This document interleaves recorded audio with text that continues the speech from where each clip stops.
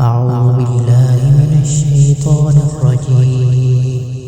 بسم الله الرحمن الرحيم. ولا تقتلوا أولادكم خشية إملاق نحن نرزقهم وإياكم إن قتلهم كان خطأ كبيرا ولا تقربوا الزنا إنه كان فاحشا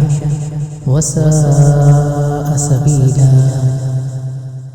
ولا تقتلوا النفس التي حرم الله إلا بالحق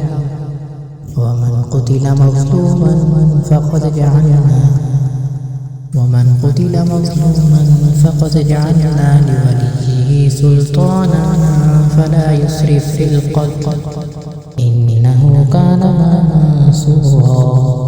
ولا تقربوا مال اليتيم إلا بالتي هي أحسن حتى يبلغ أشده وأوفوا بالعهد إن العهد كان مسؤولا وأوفوا الكيل إذا كلتم وزنوا بالقسطاس المستقيم ذلك خير وأحسن تأويلا ولا تقف ما ليس لك به علم إن السمع والبصر والفؤاد كل أولئك كان عنه مسؤولا ولا تمش في الأرض مرحا إنك لن تخرق الأرض ولن تبلغ الجبال طولا كل ذلك كان سيئه عند ربك مكروها ذلك مما أوحى إليك ربك من الحكمة ولا تجعل مع الله إلها آخر فتلقى في جهنم ملوما